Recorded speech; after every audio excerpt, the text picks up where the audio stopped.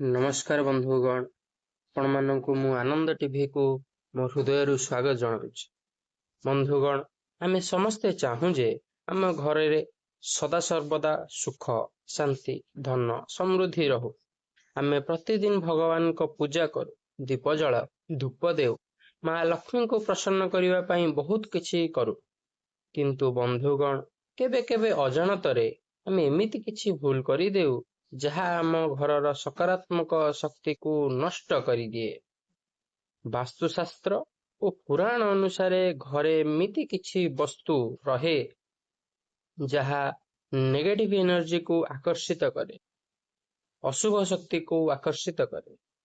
ଏହି ବସ୍ତୁଗୁଡ଼ିକ ଘରେ ଧନ ଅଭାବ, କଳହ, ଚିନ୍ତା, ରୋଗ ଓ ଅଶାନ୍ତିର କାରଣ ହୁଅନ୍ତି।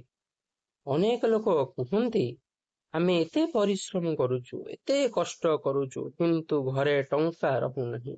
ଘରେ ସବୁବେଳେ କଳହ ହେଉଛି, କାମ ହଉ ହଉ ଖରାପ ହେଇଯାଉ। ବନ୍ଧୁଗଣ, ଏହାର ଗୋଟିଏ କାରଣ ହୋଇପାରେ ଆପଣଙ୍କ ଘରେ ଥିବା କିଛି ଅଶୁଭ ବସ୍ତୁ। ଆଜିର ଏହି ଭିଡିଓରେ ମୁଁ ସେହି 5ଟି ବସ୍ତୁ ବିଷୟରେ କହିବି ଯାହାକୁ ଭୁଲରେ ମଧ୍ୟ ଘରେ ରଖିବା ଉଚିତ ନୁହେଁ। ତେବେ ଭିଡିଓଟିକୁ ଶେଷ ପର୍ଯ୍ୟନ୍ତ ଦେଖନ୍ତୁ, କାରଣ ଏହି 5ଟି ଜିନିଷ ମଧ୍ୟରୁ କେଉଁଠି ନା କେଉଁଠି ପ୍ରାୟ ସମସ୍ତଙ୍କ ଘରେ ହିଁ ଥାଏ। ପ୍ରଥମେ ହେଉଛି ଖରାପ କିମ୍ବା ବନ୍ଦ ଘଣ୍ଟା। କ୍ଲକ୍, ୱାଲ କ୍ଲକ୍ ହେଇପାରେ କି ହାତ ଘଣ୍ଟା ବି ହୋଇପାରେ।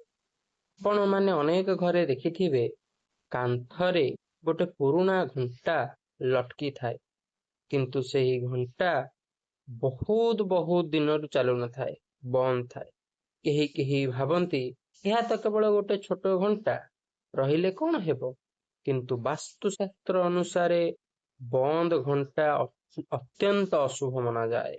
ଘଡ଼ି କେବଳ ସମୟ ଦେଖାଏ ନାହିଁ, ଏହା ଜୀବନର ଗତି ଓ ପ୍ରଗତିର ପ୍ରତୀକ। ଯେତେବେଳେ ଘଡ଼ି ବନ୍ଦ ହୋଇଯାଏ, ତେବେ ଏହା ଜୀବନରେ ଅଟକିଥିବା ଶକ୍ତିକୁ ସୂଚାଏ। ଏହାର ପ୍ରଭାବରେ ଘରର ଲୋକମାନଙ୍କର କାମ ବାରମ୍ବାର ଅଟକିଯାଏ। ପରିଶ୍ରମ କଲେ ମଧ୍ୟ ସଫଳତା ମିଳେ ନାହିଁ। ଅନେକ ସମୟରେ ଲୋକମାନେ ମାନସିକ ଚାପରେ ରହିବାକୁ ଲାଗନ୍ତି। ପୁରାଣରେ କୁହାଯାଇଛି ଯେ ଯେଉଁ ଘରେ ସମୟର ସମ୍ମାନ ହୁଏ ନାହିଁ, ସେଠାରେ ମା ଲକ୍ଷ୍ମୀ ଅଧିକ ସମୟ ରୁହନ୍ତି ନାହିଁ। ବନ୍ଧୁମାନେ, ଆଜିର ସମୟରେ ଅନେକ ଲୋକ ଫ୍ୟାଶନ ପାଇଁ ପୁରୁଣା ଘଣ୍ଟାକୁ ସଜାଇ ରଖନ୍ତି, ଘଣ୍ଟା କଲେକ୍ସନ ପାଇଁ ପୁରୁଣା ଘଣ୍ଟାକୁ ସଜାଇ ରଖନ୍ତି, ବନ୍ଦ ଥିବା ଘଣ୍ଟାକୁ ସଜାଇ ରଖନ୍ତି। କିନ୍ତୁ ସେହି ଘଣ୍ଟା ବା ଘଡ଼ି ଯଦି ଚାଲୁ ନାହିଁ, ତେବେ ଏହା ଘରେ ନେଗେଟିଭ ଏନର୍ଜିକୁ ବଢାଏ। ଯଦି ଆପଣଙ୍କ ଘରେ କୌଣସି ବନ୍ଦ ଘଡ଼ି ଅଛି, ତେବେ ତାହାକୁ ଆଜି ହିଁ ଠିକ କରନ୍ତୁ କିମ୍ବା ବାହାରେ ନେଇ ଫୋପାଡ଼ି ଦିଅନ୍ତୁ। ବିଶେଷ କରି ବେଡରୁମ ବା ଶୋଇବା ଘର ଓ ଡ୍ରଇଂ ରୁମରେ ବନ୍ଦ ଘଡ଼ି ରଖନ୍ତୁ ନାହିଁ। ଏହା ସହିତ ଘରର ଘଣ୍ଟାକୁ ସବୁବେଳେ ଠିକ ସମୟରେ ରଖନ୍ତୁ। ପଛକୁ ଚାଲୁଥିବା ଘଣ୍ଟା କିମ୍ବା ଭୁଲ ସମୟ ଦେଖାଉଥିବା ଘଣ୍ଟା ମଧ୍ୟ ଅଶୁଭ ମନାଯାଏ। ଦ୍ୱିତୀୟ ଜିନିଷ ହେଉଛି ପୁରୁଣା କ୍ୟାଲେଣ୍ଡର। ଏହା ପ୍ରାୟ ପ୍ରତ୍ୟେକଙ୍କ ଘରେ ଦେଖିବାକୁ ମିଳେ। ନୂଆ ବର୍ଷ ଆସିଯାଏ, କିନ୍ତୁ ପୁରୁଣା କ୍ୟାଲେଣ୍ଡର ସେମିତି କାନ୍ଥରେ ରହିଥାଏ। କେହି ଆଳସ୍ୟତା ପାଇଁ ମଧ୍ୟ ବଦଳାନ୍ତି ନାହିଁ, ଆଉ କେହି କହନ୍ତି ଏଇ ଫଟୋଟା ଭଲ ଲାଗୁଛି। ଆପଣମାନେ ଦେଖିଥିବେ କ୍ୟାଲେଣ୍ଡରରେ ବିଭିନ୍ନ ପ୍ରକାର ଭଗବାନଙ୍କ ଫଟୋ ଥାଏ। ଭଗବାନଙ୍କ ଫଟୋ ଥିଲେ ମଧ୍ୟ ତାହା ଅଶୁଭ। ବାସ୍ତୁଶାସ୍ତ୍ର ଅନୁସାରେ ପୁରୁଣା କ୍ୟାଲେଣ୍ଡର ଅତୀତର ପ୍ରତୀକ। ଏହା ଘରର ଶକ୍ତିକୁ ପଛକୁ ଟାଣି ନେଇଥାଏ, ନୂଆ ସୁଯୋଗ ଆସିବାରେ ବାଧା ସୃଷ୍ଟି କରେ।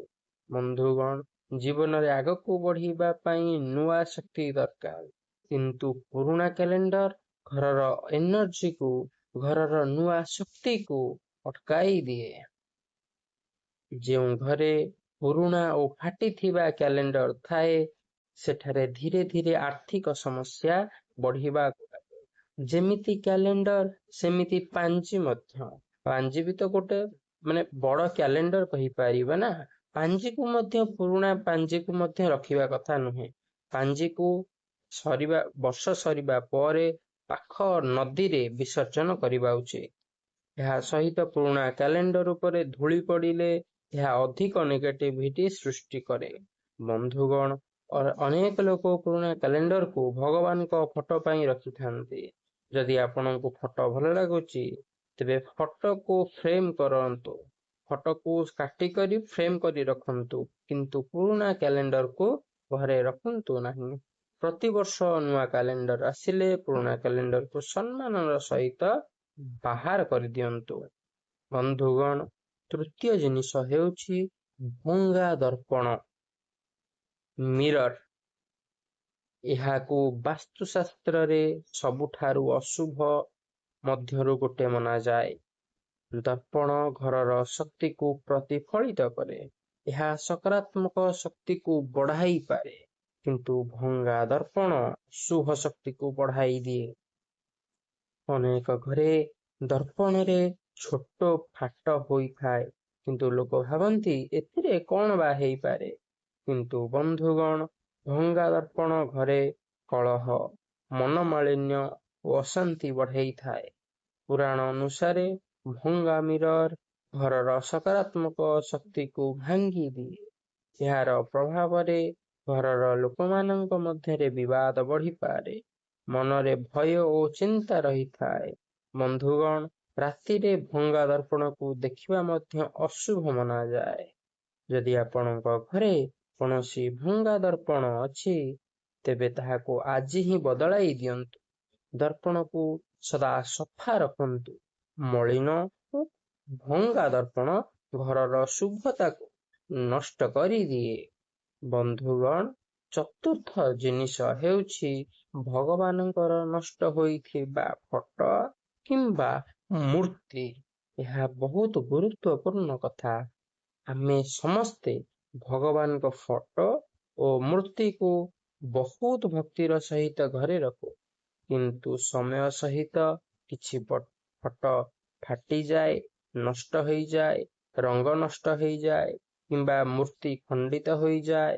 ଅନେକ ଲୋକ ଭାବନ୍ତି ଏହା ତ ଭଗବାନଙ୍କ ଫଟୋ, ଫିଙ୍ଗିବା ପାପ। କିନ୍ତୁ ଶାସ୍ତ୍ର ଅନୁସାରେ ନଷ୍ଟ ହୋଇଥିବା ମୂର୍ତ୍ତି ଓ ଫଟୋକୁ ପୂଜା ଘରେ ରଖିବା ଅନୁଚିତ, ପୂଜା କରିବା ଅନୁଚିତ। ଏହା ଘରର ଆଧ୍ୟାତ୍ମିକ ଶକ୍ତିକୁ କମାଇ ଦିଏ। ଖଣ୍ଡିତ ମୂର୍ତ୍ତିକୁ ପୂଜା କରିବା ଅଶୁଭ ମନାଯାଏ। ଯଦି ଆପଣଙ୍କ ଘରେ ଏମିତି କୌଣସି ଫଟୋ କିମ୍ବା ମୂର୍ତ୍ତି ଅଛି, ତେବେ ତାହାକୁ ସମ୍ମାନର ସହିତ ଆପଣଙ୍କ ନିକଟସ୍ଥ ନଦୀରେ ନେଇ ବିସର୍ଜନ କରିଦିଅନ୍ତୁ କିମ୍ବା କୌଣସି ମନ୍ଦିରରେ ଦେଇଦିଅନ୍ତୁ। କେବେ ମଧ୍ୟ ଭଗବାନଙ୍କ ଫଟୋକୁ ଆବର୍ଜନା ସହିତ ଫିଙ୍ଗନ୍ତୁ ନାହିଁ। ବନ୍ଧୁଗଣ, ପୂଜା ଘରକୁ ସଦାସର୍ବଦା ସଫା ରଖନ୍ତୁ ଓ ପବିତ୍ର ରଖନ୍ତୁ। ଏହା ଘରର ସକାରାତ୍ମକ ଶକ୍ତି ଓ ଆଧ୍ୟାତ୍ମିକତା ଶକ୍ତିକୁ ବଢ଼ାଇଥାଏ। ବନ୍ଧୁଗଣ, ପଞ୍ଚମ ଓ ଶେଷ ବସ୍ତୁ ହେଉଛି ଭଙ୍ଗା ବାସନ। ଅନେକ ଘରେ ଫାଟିଥିବା କପ୍, ପ୍ଲେଟ୍ କିମ୍ବା ଗ୍ଲାସ୍ ଥାଏ।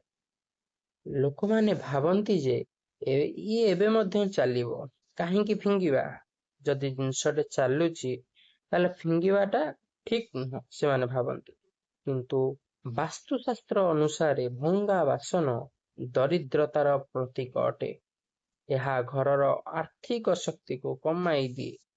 ଯେଉଁ ଘରେ ଫାଟିଥିବା ବାସନ ବ୍ୟବହାର କରାଯାଏ, ସେଠାରେ ଧନ ରହେ ନାହିଁ ବୋଲି ମନେ କରାଯାଏ। ଏହା ସହିତ ଘରର ସଦସ୍ୟମାନଙ୍କ ମଧ୍ୟରେ ଚିଡ଼ିଚିଡ଼ାପଣ ବଢ଼ିପାରେ। ବନ୍ଧୁମାନେ, କିଚେନକୁ ମା ଅନ୍ନପୂର୍ଣ୍ଣାଙ୍କ ସ୍ଥାନ ବୋଲି କୁହାଯାଏ। ସେଥିପାଇଁ ରୋଷେଇ ଘରକୁ ସଦାସର୍ବଦା ସଫା ଓ ସୁନ୍ଦର ରଖିବା ଉଚିତ। ଫାଟିଥିବା ବାସନକୁ ତୁରନ୍ତ ବାହାର କରିଦେବା ଉଚିତ। ବିଶେଷ କରି ଯେଉଁ ବାସନରେ ଆପଣ ଖାଦ୍ୟ ଖାଉଛନ୍ତି, ସେଗୁଡ଼ିକ ଭଙ୍ଗା ହେବା ଜମା ବି ଉଚିତ ନୁହେଁ। ତେବେ ବନ୍ଧୁମାନେ, ଏହା ଥିଲା 5ଟି ଜିନିଷ ଯାହାକୁ ଘରେ ରଖିବା ଅଶୁଭ ମନାଯାଏ। ଖରାପ କିମ୍ବା ବନ୍ଦ ଘଡ଼ି, ପୁରୁଣା କ୍ୟାଲେଣ୍ଡର ବା ପାଞ୍ଜି, ଭଙ୍ଗା ଦର୍ପଣ, ଭଗବାନଙ୍କର ନଷ୍ଟ ହୋଇଥିବା ଫଟୋ, ବା ମୂର୍ତ୍ତି ଏବଂ ଶେଷରେ ଭଙ୍ଗା ବାସନ। ବନ୍ଧୁମାନେ ଘରକୁ ସଫା, ପବିତ୍ର ଓ ସକାରାତ୍ମକ ରଖନ୍ତୁ। ମା ଲକ୍ଷ୍ମୀ ସଦା ସଫା ଓ ଶାନ୍ତ ପରିବେଶକୁ ପସନ୍ଦ କରନ୍ତି। ଯଦି ଆପଣ ଚାହୁଁଛନ୍ତି ଯେ ଘରେ ସୁଖ, ଶାନ୍ତି, ସମୃଦ୍ଧି ରହୁ, ତେବେ ଏହି କଥାକୁ ନିଶ୍ଚୟ ଧ୍ୟାନ ଦିଅନ୍ତୁ। ଆଶା କରୁଛି ଆଜିର ଏହି ଭିଡ଼ିଓ ଆପଣଙ୍କୁ ଭଲ ଲାଗିଥିବ। ଭିଡ଼ିଓଟି ଭଲ ଲାଗିଥିଲେ ଲାଇକ୍ କରନ୍ତୁ, ଆପଣଙ୍କ ପରିବାର ଓ ବନ୍ଧୁମାନଙ୍କ ସହ ସେୟାର କରନ୍ତୁ ଏବଂ ଏମିତି ଆଧ୍ୟାତ୍ମିକ ଓ ଜ୍ଞାନବର୍ଦ୍ଧକ ଭିଡ଼ିଓ ପାଇଁ ଆମ ଆନନ୍ଦ ଟିଭିକୁ ସବସ୍କ୍ରାଇବ୍ କରିବାକୁ ଭୁଲିବେ ନାହିଁ। ଜୟ ଜଗନ୍ନାଥ, ଜୟ ମା ଲକ୍ଷ୍ମୀ।